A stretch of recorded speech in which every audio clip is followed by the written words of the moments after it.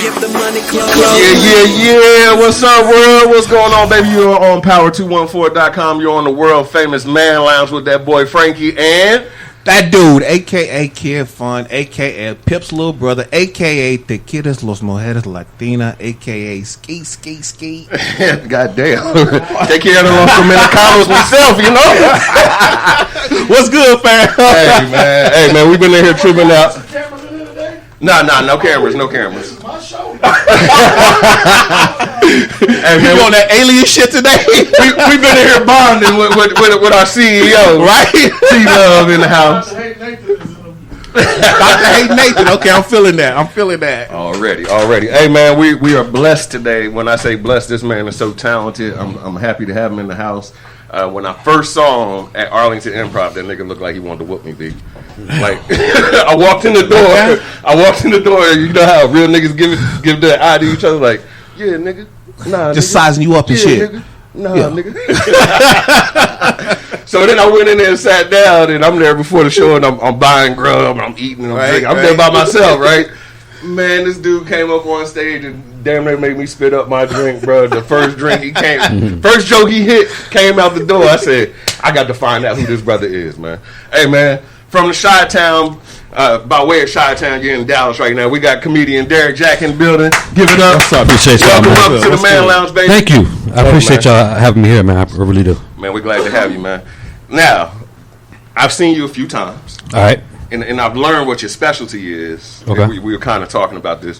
When it comes to the comedy game, there's like three major jobs. You got your host, right. You got your feature, and you got your headline. Right. But I've watched you do hosting and headlining.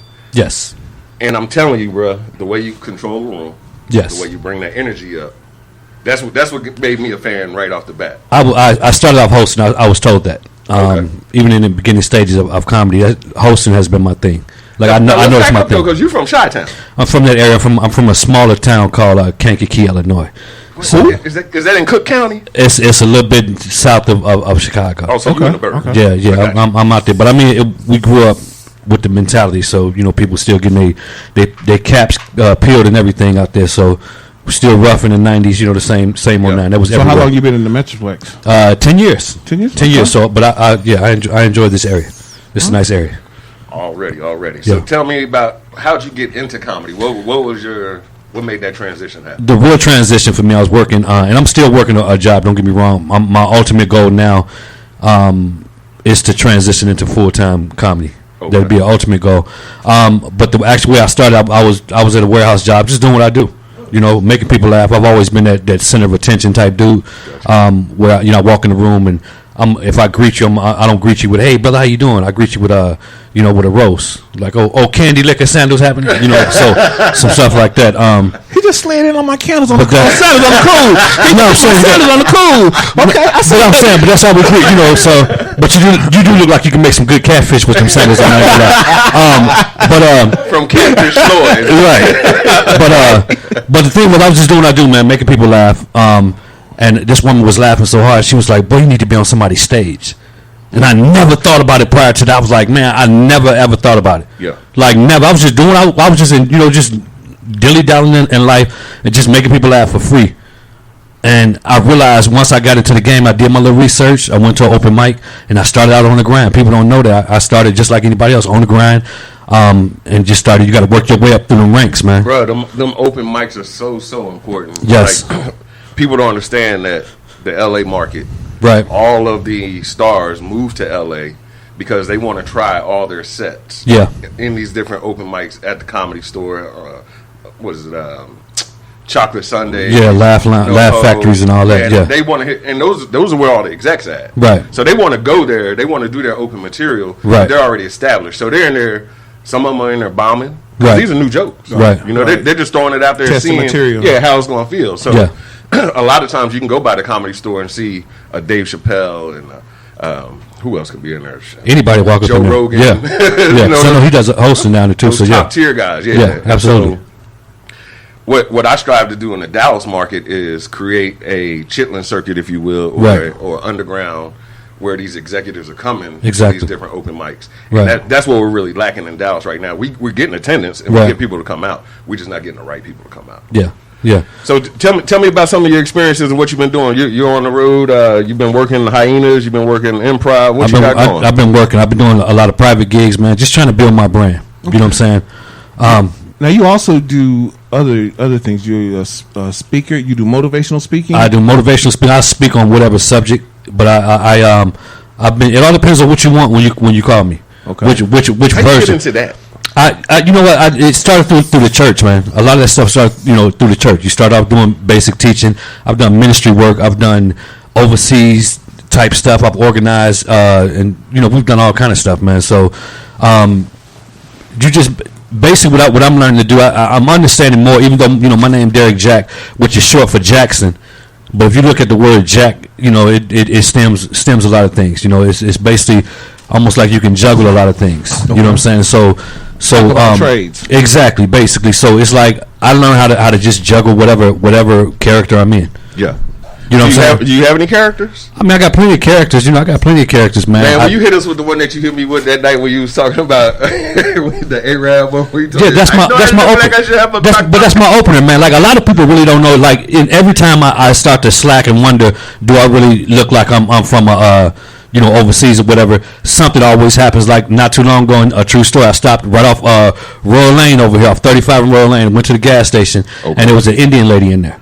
And she was looking at me, and I knew she was finna do it. She was giving me that look. She was about to speak Punjab with you. Dang near. Like she looked at me. She was like, where are you from? And this is true. And I was like, and I'm a comedian. I'm laughing. I'm like, where it look like I'm from? She was like, Perla. You look like you're from Pakistan. And I was laughing. I'm like, nah, I ain't from no Pakistan. But that's funny that you said that because she's really from that area. And for me to be validated that I really look like I'm from there. So that's my opener right there, man. That's my I got you. So you better have them documents on you when you try to come real back talk, because I went down by McAllen one time in South Texas by the border. They thought you. And we had to go through border patrol, and they asked me like 3 times, "Are you sure you're American?" I'm like, "Yo, I'm American, man. Are you sure?" Like I was gonna be like, "No, you have caught me. I am not American. I'm so sorry. I'm not in America." So with all this crazy gun talking and shooting going around, are you concerned that you? Yeah, like real talk. Yeah, I mean, not really. I mean, I got a swag. You gonna know?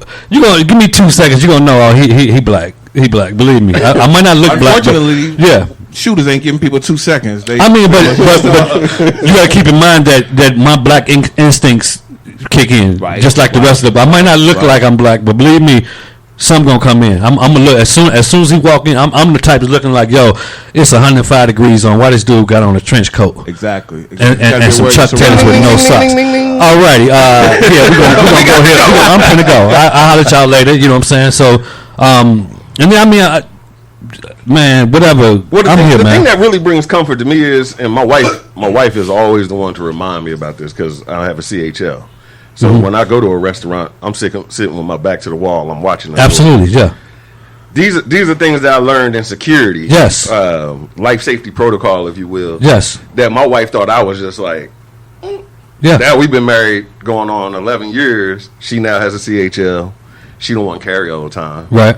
But now that she's seeing me shooting, she's like, baby, I could have been at the gas station. I'm like, yeah, you ain't got time to go to your purse and get the pistol. You ain't got time to go in right. You got to have that thing on your hip. Yeah. Because what you got to understand is when you get ready to draw that weapon, you're not drawing it for fun. You're drawing to kill. Right. Real talk. And so once you get to that point, once things elevate, you got to be able to identify that. Yeah. In our culture, we're able to identify. Yeah. Loud talking is normally the first cue. Once that nigga said, well, nigga, let me tell you. Right. That's when it's like, all right, it's time to be something to pop off. Yeah, okay, now I'm going to correct something that you said, because we're going to keep it 100 on here. You ain't got that instinct for being a security nigga. It's just being in the streets. I mean, just don't sit with your back to a door. Life in general. Like my wife, I still do, like, if I pull up somewhere and we park and she got to run in, like, I don't sit in the car with my seatbelt on. Yeah, you're not supposed to. You know, I mean, people might think, well, you crazy. Okay, well, if something get to popping off, how you gonna move and protect yourself and duck? Number one, you constrict it. So the street, I think that street, growing up in the '90s did it for me. You know, because I heard about people and seen people getting killed and different things like that, right. Or you're hearing gunshots and all that. So we always had to be alert, man. So it's like now that I'm older, you got to take them those are life skills, man. Like for real. And with my daughter, I have a 28-year-old. That's my oldest. And I've taught her since day one to be aware of your surroundings, right. Know what's going on at all times. And she'll tell you to this day, she's bisexual. She'll date a man or a woman, Right. And she won't date them if they don't have certain characteristics that I have, Right. If she walks into a restaurant, she's gonna see which side they're gonna sit on, Right. If they sit on the wrong side of the table and they got their back to the door, she like, you ain't G enough for me. Real talk, yeah, because you ain't even paying attention. They can move them around. Right, somebody been knocked you on your head. You know what I'm saying? But I'm over here eating my salmon. She's like, you supposed to be defending me. You don't even know what the fuck's going on. So how you gonna do that? You know. So I'm like, and my daughter, she knows when we go somewhere, it's like, I know my dad's gonna sit over here. So and she gets excited when she sees a woman or a man who takes her out, and she'll test them sometime. She'll sit facing the door. If they don't say, look, I need you to sit over here, it's a wrap. She's done. See, I personally think that's one of the things that we need to be preaching in our culture is CHLs. Mm-hmm. When people like yourself need to get that training to regular people, because that's what we're but you know the thing is, we do have we're gonna spend some knowledge about that. But you know the thing about that, I really don't want to feel responsible because not everybody's made for that situation. Right, but you can tell in class. Oh yeah. You know, like I'm like you. I did CHL thing to the class, and the first thing they tell you is the decision you about to make. It's gonna change your life. It's gonna change your life. Yep. And just because you shoot this motherfucker, don't mean you right. Kill. Only good witness is a dead witness. Man, my uncle was a police officer in East Orange, New Jersey. He said they train them in the academy. Only living people can tell their story. And that's what they told us in the CHL class. And that fucked me up. But that's the truth. You have to be ready for it. Because guess what? If you got a gun and I got a gun and I kill you, I'm about to paint this picture. For let them know what happened. And this is what happened. And so, you know, just on our future shows, upcoming episodes, guys, we will have some education on you, both of us CHL holders. We definitely want you to protect yourselves. We want you to express your Second Amendment rights and do all those good things. But at the same time, you got to be smart. Make sure you don't carry that thing at the post office. Make sure you don't hit the 51 percenters or the 30-6 signs. Or make sure 30-7. 30-7 now. 30-7 is the new one. Well, hold on. 30-7 don't apply to conceal. That's open. I know 30-7 is open, 30-6 is concealed. Concealed, yeah. So you know, it's really important to know these gun laws. Especially, we got a lot of brothers who don't know the laws, and they get themselves caught up. And they don't know the proper training to shooting. Exactly. Because I learned from but I'll tell y'all about that later on. But go ahead. We can talk about it. Just real quick, station identification. You're on Power214.com. You're listening to the Man Lounge. And that motherfucking dude. We didn't even get to Franky. But Franky and...